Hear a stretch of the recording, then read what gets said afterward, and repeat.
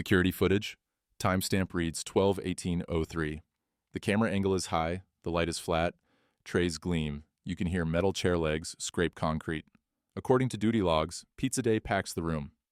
At table F, a new student, Naima Brooks, 16, sits with a water bottle and a carton of milk she hasn't touched. Her posture is straight. Witnesses later recalled she kept her backpack zipped and close to her feet. At 12:18:11, Tyler Vance, 17, varsity wrestler, steps into frame with two friends. The mic nearest the cash register catches pieces of his voice blurred by distance. Witnesses stated he'd been circling the table all week. The audio picks up Naima saying, "I said no," a calm refusal twice repeated. According to a lunch monitor's report, Tyler reached for her left arm. The monitor wrote, "He twisted her wrist inward like he was testing her." At 12:18:15, the incident. Naima's right hand pinches his thumb at the base, a quick breakaway motion taught in self-defense workshops. She rotates out. Tyler lunges again. His shoe slides on a line of spilled milk from a different table. He goes down hard, hip and elbow clattering, and the room gasps into silence. A beat of stunned quiet. Then Tyler curses, voice cracking, eyes watering, clutching his wrist. The camera shows Naima backing up, palms open, no pursuit. According to 3 students, she said, "Give him space. Don't crowd him." Ms. Delgado, assistant principal on lunch duty, arrives in less than 30 seconds. You can hear her say, "Back up, everyone back up." The nurse is called. 2 students help Tyler to sitting. Tears streak his face, confusion drowning bravado. A cafeteria worker places the yellow caution sign where he slipped. The hall's hum resumes in startled fragments. "She didn't swing," one voice whispers. "He grabbed first." According to the report, no bones were broken. According to the room, something else snapped. An assumption about who could be cornered and who could be calm. Like and subscribe for more stories that challenge prejudice and celebrate courage. Part 2. Statements in the first night. The school collects statements by 2:30 p.m., printed forms, cramped handwriting. "He was messing with her," one reads. "She said stop." A cafeteria worker, Mr. Keating, 58, tells us he heard a twist, the quiet kind, like a jar you can't open. "You don't forget that sound," he says, staring at his hands. Her voice was firm. You need that tone when things get weird. At the nurse's office, Tyler sits on a plastic chair with ice on his wrist. He sniffles, trying not to. "It stings," he mutters. The nurse checks range of motion. "Can you move your fingers?" He can. He doesn't look at Naima walking past in the hall, escorted by Ms. Delgado to the office. According to internal notes, Naima requested to call her mother before answering any questions. The note reads, "Student knowingly asserted her rights. Respectful, composed." Interview audio later released captures Ms. Delgado asking, "Do you feel safe if you return to class?" Naima: "I feel safe with distance." The assistant principal offers options: office, counselor, home for the day. Naima opts for class. "I didn't fight," she says. "I left his hand." That evening, chat groups flare. Screenshots show rumors. She used secret moves. She threw him. The security camera says she did not. A parent thread ramps up with the words aggressive and new girl appearing too close to each other. Meanwhile, Naima texts a friend back home. "Boy grabbed me. I got free. He fell. Whole lunchroom froze like a movie." Her friend replies with a voice note, "I'm proud of you for not letting him rewrite it." At 8:12 p.m., an email from the principal lands in inboxes. "We are reviewing an altercation today during lunch. Safety is our priority. We do not tolerate bullying or harassment. Please talk to your student about boundaries and reporting." A second email goes straight to Tyler's parents and Naima's mother, scheduling separate meetings for the morning. In the quiet of a living room at the Brooks apartment, according to Naima's recollection, her mother says, "Are not a story they tell. Tell your own." Naima nods, unzips her backpack. She places the milk carton on the table, unopened, a small white monument to the moment everyone saw. Part 3. The week before. Micro edges. We walk the hallway. Naima walked her first week, guided by the attendance office's map. Locker 3B17, English in room 214 with the poster Read to Rebel. Chemistry in 302, bleached sun drawing squares on tile. Witnesses recall a comment on day 2 about her hair. How long does it take to do all that? Delivered as curiosity, but lodged like a pebble. In the bathroom, according to a classmate's statement, a girl asked if she could touch it. Naima said, "No thanks." The girl laughed like it was a joke. At lunch, the cafeteria's long tables segment into territories not by rule, but habit. "That's football," someone had told her. That's banned. That's robotics. That's the quiet kids. There is no table labeled new. She tried sitting at the end of different ones. A boy moved his tray, not in anger, just adrift, making space that was also distance. It's like being invisible but too visible, Naima later told the counselor. In the afternoons, she called her mother from the bus. According to phone logs, she made those calls 6 out of 8 days. People are nice, she'd say, but not friendly. On Thursday, she Googled the school's anti-bullying policy. She screenshot the page. On Friday, she attended a community center workshop, self-advocacy, de-escalation, designed for teens entering new schools. The instructor, Ms. Joy, had said, "No heroics, protect your body, use your voice, get help. You owe no one your arm." On Monday, the first rumor, someone said Tyler didn't like people cutting through his part of the cafeteria. Tyler's friend Nate was quoted as saying, half joking, "He's territorial." There was a shove by the soda machine, shoulder to shoulder. Naima stepped back. "We don't have to do that," she said. He smirked. "Don't tell me what to do." By Wednesday, she chose a seat near the camera's field of view. According to her later interview, she said, "Just in case." Part 4. Tyler's Circle and the Weight of Reputation. Coach's hallway smells like sweat and detergent. On the bulletin board, a photo of the wrestling team. Boys lined in a row. The caption, "Hold your line." According to practice rosters, Tyler has been on varsity since sophomore year. Records show discipline the previous spring for shoving during practice. Competitive energy, the report called it. Nate, his friend since middle school, meets us near the bus loop. He kicks at leaves while talking. "He's not a monster," Nate says. "He just doesn't like being challenged. People treat him like he owns spaces, and he fell for it." When asked about comments targeting the new student, Nate looks down. He said something like, "She doesn't even know the rules here. Not like a race thing, just, I don't know, maybe it is. He should have shut up." Tyler's mom works nights, according to the school emergency card. A neighbor says the family has had a rough year, a move, a job lost, a father who stopped visiting. None of it excuses wanting to hurt another student. Coach says he thinks strength is control. We keep trying to show him strength is restraint. Group chats from the week show Tyler posting a smirking selfie with the caption, "Lunchroom Sheriff." At 12:17 p.m. the day of, he texted Nate, "Gonna make her respect the table." There's no reply in the record. When the fall came in the cafeteria, the persona cracked. The boy crying on the floor was not a sheriff. He was a 17-year-old who slipped because he lunged at someone he should have left alone. In the nurse's office, according to a staff member, he said, "I didn't mean to, she just wouldn't listen." The staff member replied, "She used her voice. You used your hands." Part 5. The policy and the footage. The administrative conference room is fluorescent and plain. On the table, binders labeled harassment, intimidation, bullying. A copy of Policy 5512 lies open to a paragraph highlighted in yellow. Students may take reasonable actions to protect themselves when an imminent risk of injury is present, provided no excessive force is used. Ms. Delgado plays the video frame by frame. At half speed, the body language is even clearer.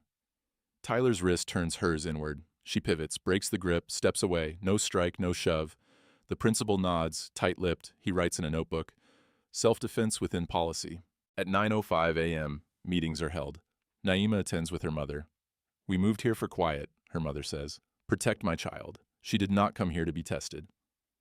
The counselor acknowledges, "We will support her."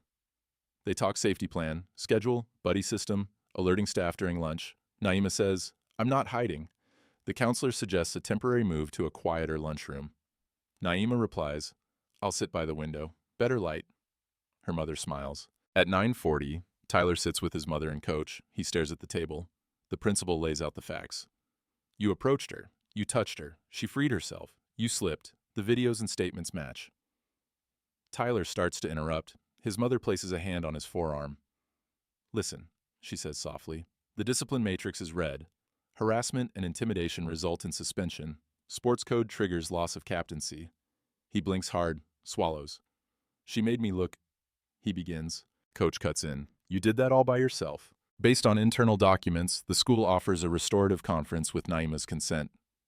"It's optional," Ms. Delgado explains. "Accountability is not negotiable. Repair is a path, not a shortcut." Naima requests time to decide. Part 6. The hallway echo and community noise. By afternoon, everyone has an angle. A student journalist publishes an editorial titled, "Boundaries Are Not Up for Debate." It quotes the policy. The illustration shows two hands, one open, one grasping, a red over the grasp. The comments section is a mix: relief, defensiveness, learning. In the cafeteria, the yellow caution sign becomes a meme, photoshopped into pictures of medieval battlefields, into famous paintings. Humor scrubs nerves raw and clean at once. A sophomore named Layla, who had invited Naima to sit near robotics once, says into our mic, "I'm mad that what made everyone listen was him crying. She said stop all week." Teachers whisper in the copy room.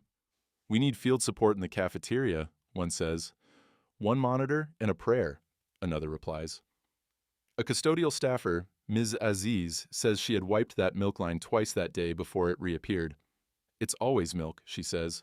"Spills are like rumors. You think you've cleaned one and another forms while your back is turned."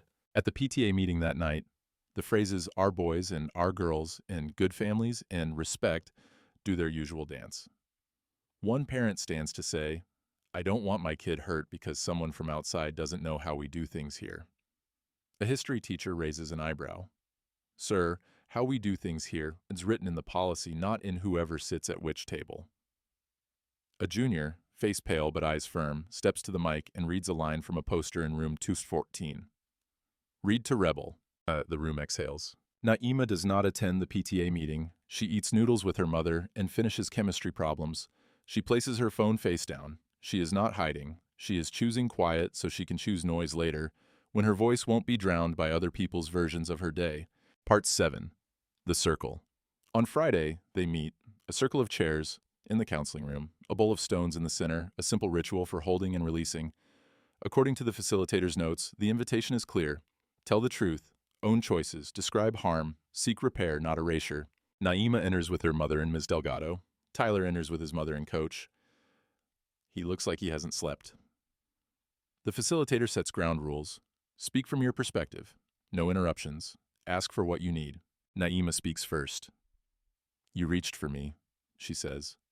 "You tried to move my arm where you wanted it. I said no." She describes small moments, the shoulder bump, the circling, the comments. She does not raise her voice. "I came here to learn. I came here to breathe." Tyler clears his throat. "I thought you were..." He stops. "I don't know. People listen to me. I didn't want to lose that. It felt like you didn't..." He searches for a word that won't accuse, fails. "Like you didn't respect me." Naima keeps her eyes on the bowl. "I respect people who respect me," she says. "I didn't come to your table. I came to a table. You decided it was yours." The facilitator asks, "What do you need?" Naima: "I need to not be touched without permission. I need people to stop laughing when I say no. I need adults in the cafeteria, not shadows. And I need you to say out loud that what you did was wrong, not because it went bad for you, but because it was wrong from the start." Tyler nods, jaw clenched. "It was wrong," he says, the words slow like stones. "I wanted control. I'm sorry." His mother's shoulders shake, silent. Coach stares at the carpet, blinking. Naima picks up a stone, rubs it with her thumb, sets it down. "I accept the apology," she says. "I am waiting for change." They agree on actions. Tyler will speak to the team about respect beyond the mat. He will lose captaincy this season. He will attend anti-bias training and log volunteer hours away from athletics.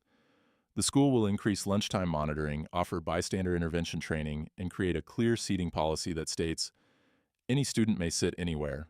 The robotics club signs up to make small "You're welcome here" tent cards for tables. Part 8. Consequences and the unfolding. The announcement Monday morning is brief. We are committed to a climate of respect. Seating is open. Bullying and harassment will be addressed. Staff presence during lunch will increase. Students hear it, half listening, but in the cafeteria the difference is visible. 2 extra adults, clipboards, eyes attentive, at least one smile that meets a stranger's eyes and stays there long enough to feel real. Tyler returns from a 3-day suspension. He walks slower. He keeps his hands in his pockets. He speaks in the locker room. A teammate later paraphrases. He said, "Don't be me. Don't act like you own the room. You don't." Coach confirms the captaincy transfer in a short post. Leadership is responsibility. We model it. We learn. Comments are split between support and cruelty. The coach deletes the cruelty. Naima presents to the sophomore seminar with Ms. Delgado. The slide reads, "Boundaries, Safety, and Voice." She doesn't name Tyler. She names choices, hers and everyone's. She demonstrates the breakaway move with the counselor, slow, careful, explicitly stating that self-defense is last resort, that voicing no is not aggression, that leaving is not weakness. She repeats what Ms. Joy taught at the workshop. Your safety is not a debate. That afternoon, the robotics club places tent cards on tables. Sit, eat, belong. Someone draws a small sun in the corner of each card. They stay up through spills and pranks and end-of-day sweeps because students keep setting them back upright. Part 9. The quiet middle of the story. There's no montage song for Monday evening track practice, but there might as well be. Shoes thud the track. Breath fogs in the cold. Naima runs laps, finds rhythm. According to the coach, her split times improve. She runs like she has something to carry without letting it drop, he says. She tells him, I'm running to let the day shake loose. At lunch, Layla waves her over. The robotics table is noisy in a kind way. We've got a demo Friday, someone says. You coming? She smiles. Milk cartons stand upright, unopened or half-finished. No monuments now, just milk. Tyler sits 2 tables over, quieter than before. Nate nudges him, says nothing. Tyler nods. He writes in a small notebook.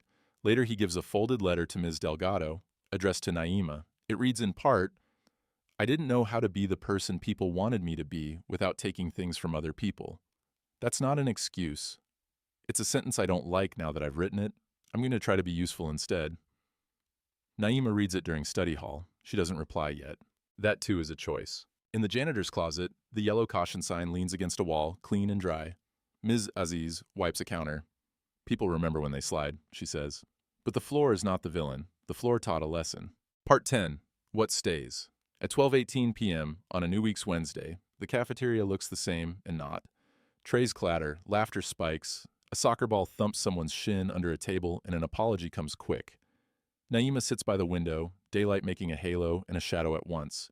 She eats, texts her mother a photo of a science grade, listens to a joke, rolls her eyes in a way that means I'm okay. We asked her for a sentence to end the story. She thought about it, then said, It wasn't about making him cry. It was about making him stop, and making everyone else see why stopping matters. She pauses. We don't have to be tougher than harm. We just have to be tender with our own boundaries and stubborn with our dignity. According to the report, both students return to class. According to the hallway, things are quieter. According to the floor, it's dry today. The camera keeps its watch. The school learns by inches. The story will be retold, differently, imperfectly, urgently, by people who were there and people who wish they were. If you tell it, remember the truth at its center. A girl said no and meant it. A boy heard consequences and learned. Like and subscribe for more stories that challenge prejudice and celebrate courage.